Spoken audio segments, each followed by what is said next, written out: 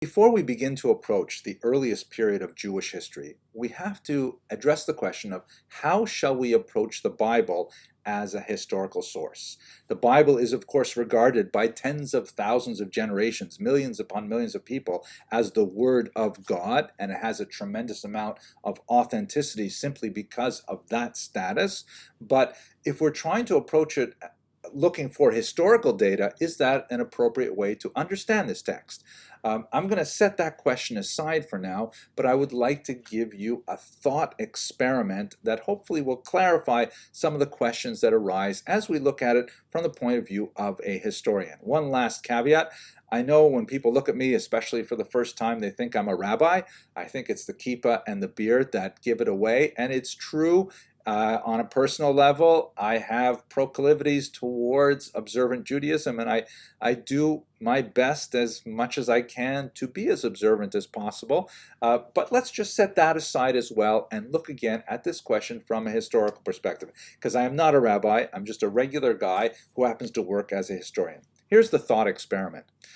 The year is 1985 and you are in middle school. You're 12 years old and your teacher gives you an assignment. She gave it to you a few weeks ago, but you ignored it. It's only due tomorrow. You have a few hours left to write it. The assignment is, please write 500 words on the life of Julius Caesar. Middle schoolers today would say no problem, but it's 1985 and no one has invented the internet yet. So you're stuck. You have a few hours left. The library is closed. What do? You scramble around the house looking for some kind of book that says something about Julius Caesar. And in your older sister's bedroom, you find some of her college textbooks, including a ratty old paperback was probably published sometime around 1972 that has on the spine Julius Caesar by William Shakespeare. Great! This is fantastic. This is exactly the book you look at. It's kind of hard to read. It's not written in modern English, but you sort of skim through it and you figure out a few key things and you scrap together a paper for your teacher. Now, the question is, how reliable is William Shakespeare's account of the life and death of Julius Caesar as a historical account? Can we say that the things that Shakespeare described actually happened? Not terribly likely. First of all, Shakespeare's account was written about 1600 years after the events described. Oh my gosh. Now, Shakespeare probably had some other data, read other histories to be able to put together the story of Julius Caesar, but he clearly was not even writing a history book. He was writing something for popular entertainment. And what kind of poetic license did he take in producing that particular work?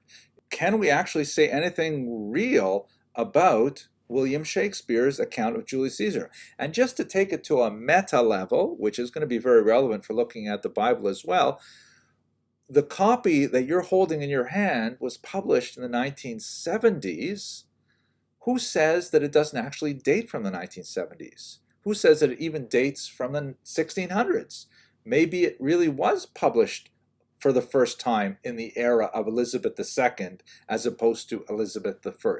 How do you know that this is an accurate copy of something that was actually written 400 odd years earlier? All these questions abound. And just to make it a little bit more fun, notice the iconic presentation of Shakespeare's Shane Aponym, his visage. That's based on something called the Chandros portrait, which is named after its owner, not after the subject or the painter, neither of which are known for certain, but it's generally believed to be a depiction of William Shakespeare himself. And when you look a little closely at it, you see that Shakespeare himself apparently wore an earring, but that has been removed from his ear in the version that you hold in your hand. So there's just so many possibilities for inaccuracies in understanding the life of Julius Caesar. Shouldn't we say that as well about the Bible? Even according to the Word of God approach, whatever that means exactly, many of the events described in the Bible are written down explicitly as having occurred in the distant past. So what do we do with this as a historical account? One more word about the Word of God approach. Can we possibly penetrate the inscrutable mind of the Almighty to determine that the purpose of the biblical text before us is to give us historical data? Perhaps it's to give us religious instruction, moral instruction. It's for our edification without necessarily giving us a blow-by-blow chronicle of events. It's a big, complex, sprawling document. We will be exploring it in greater depth in the following lectures as it relates specifically to history, but it's like a real, tangled mess of complications to try to understand this text as a historical source. But by the time we get to the 19th century, there are a lot of questions about how to approach the Bible as a historical text. We see people like William Albright who say, well, okay, without denying the higher criticism approach that is advocated by people like Wellhausen, we can still go back to the land of Israel and discover the facts as they occurred using this relatively new science of archaeology and construct the past and see how it conforms to the Bible as essentially the template for historical events. In other words, the way Albright looked at biblical history is he said, we have essentially got in the Bible the cover of the puzzle box. Inside are 1,000 pieces, but we see what it's supposed to look like. So all we've got to do is go to Israel, find the places mentioned on the biblical narrative, dig up the ground there, and we'll find evidence of things that happened. We'll go to Jericho, we'll find the walls of Jericho that were destroyed by Joshua and things like that. The thing is, once you get to Israel, you're confronted with a massive amount of data, and who says that it's going to conform to the picture box? Maybe we should instead look at the pieces, put it together without knowing how it's going to look, and then we'll look at the picture afterwards. That's the approach that many later archaeologists began to take, especially when they began to find pieces like this that look like they didn't belong anywhere in the original picture box cover. So by the time we get to the middle of the 20th century, there is a lot of confusion about how are we supposed to look at the Bible as a historical text. Things came to a head in the 1990s with the development of the so-called Copenhagen School of Biblical Study. This is an outgrowth of a philosophical cultural movement called postmodernism that essentially questioned the narrative reliability of text. And the Copenhagen School advocated essentially a minimalist approach to the use of the Bible as a historical document. It's sometimes caricaturized as like a rejection of the Bible as a historical document. That's not a scholarly approach at all, and it's hard to really stick that label on any of the major proponents of the Copenhagen School, but definitely they wanted to downplay the reliance on the biblical text as a roadmap for what happened in ancient history. The reaction to the minimalist school was the so-called maximalist school. And the maximalists, again, it's a caricature of a term, but essentially maximalists are scholars who say, hey, you're throwing the baby out with the bathwater. There's a tremendous amount of reliability in the Old Testament, and perhaps the greatest proponent of this school is none other than the great Kenneth Kitchen, who wrote this phenomenal work, which I happen to have my copy of it right here. What a monstrous brick of a tome this is. And you can see I've taken a lot of notes because it is absolutely fascinating. And over the course of a lifetime of studying of Egypt and Assyria and Babylonia, Ugaritic and Akkadian, and you name it, this is definitely one of the most accomplished scholars of the period. He says that, fundamentally, the historical descriptions that are contained in the Hebrew scriptures are pretty reliable. Now, he's not advocating the Word of God approach. There are certain passages in this particular book that would cross a Rosh Yeshiva's eyes. It's definitely not what we would say in Jewish terms a frum book. But from a historical perspective, it really cements the idea that the Hebrew Scriptures has a phenomenal amount of valid historical data. we're going to be spending a lot of time in this work as we go through this series, because it is impossible to understand anything about the history of ancient Israel without looking at Dr. Kitchen's magisterial work. We'll also be looking at contemporary scholars like Rabbi Dr. Joshua Berman, who wrote a series of books, most recently this very powerful book called Ani Maamin. The Hebrew term means I believe, and is clearly an allusion to Maimonides' 13 Principles of Belief. I'd like to mention now just a couple of things about Kitchen's approach to biblical history that will be relevant for us going forward. First of all, in the introductory section to his major work, Dr. Kitchen basically says we can divide the history as portrayed in the Bible into 7 basic periods. Pretty straightforward. The first period is something we talked about in the last lecture, primeval proto-history, which basically goes from the creation of the world as described in Genesis up to about the second millennium before the Common Era, let's say 2250 or 2000 BCE. And that's essentially what's described in the very beginning of the book of Genesis.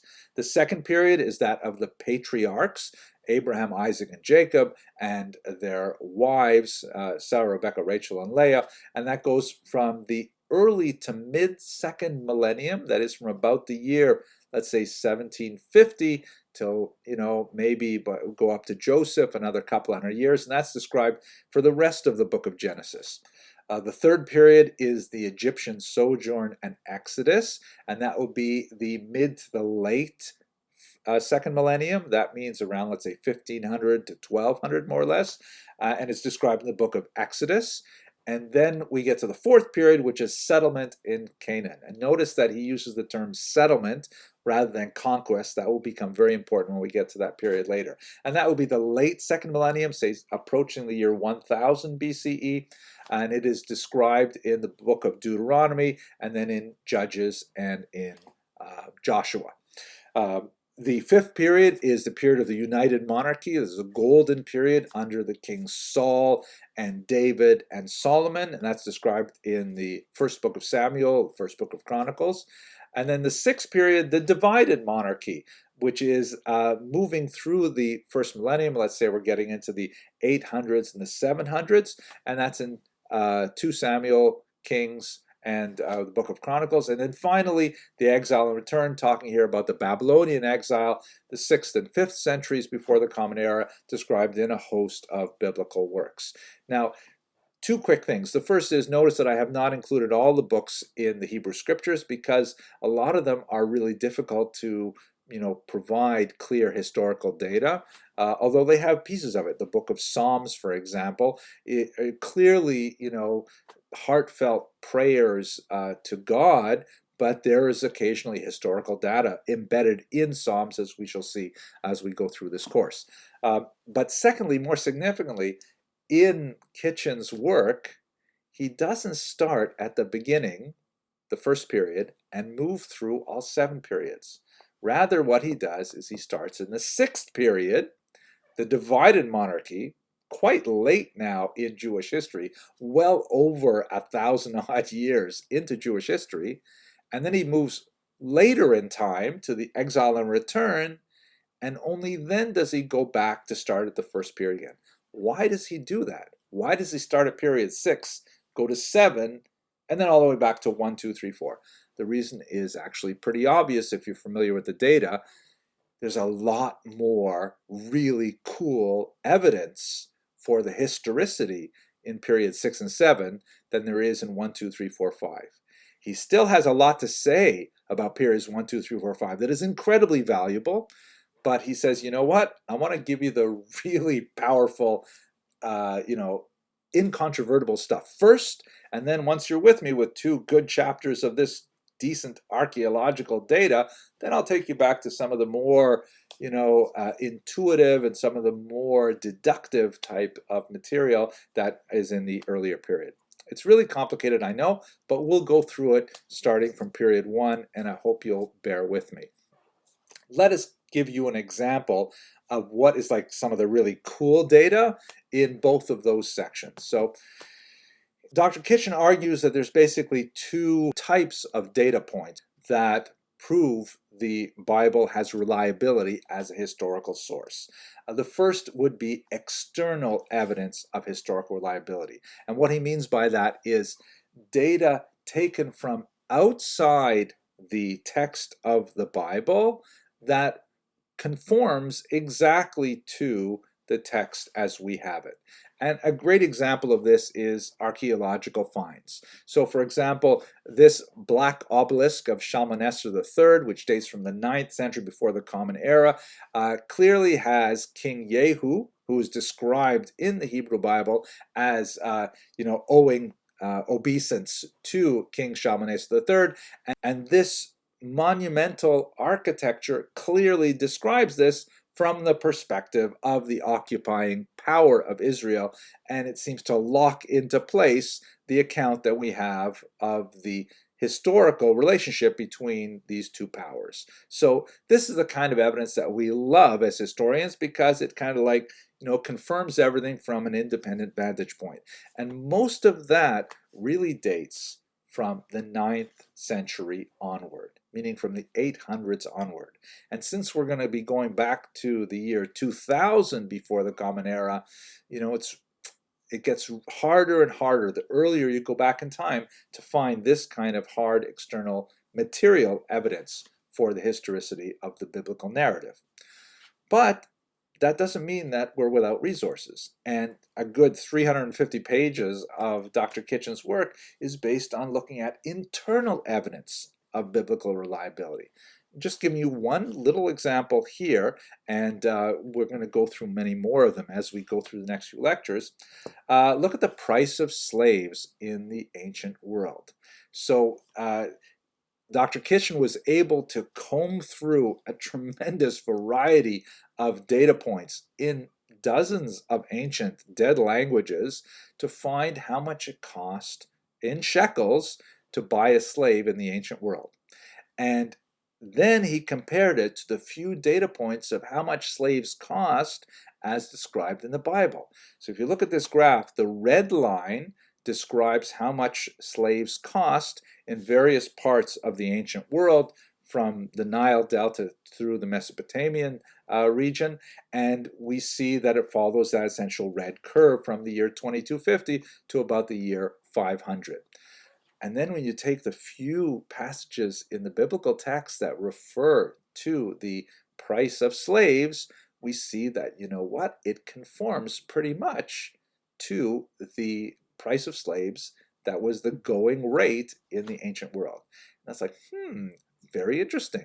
Now, it does not have the same kind of hard proof. It's not going to fall on your foot like a big piece of monumental architecture will make you say, ouch.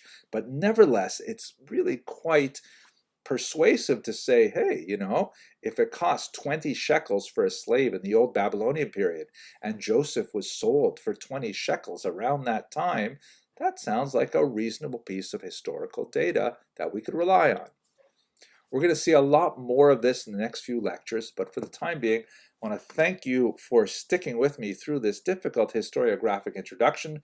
We're going to get back to the history itself, God willing, in the very next lecture. Thank you for watching.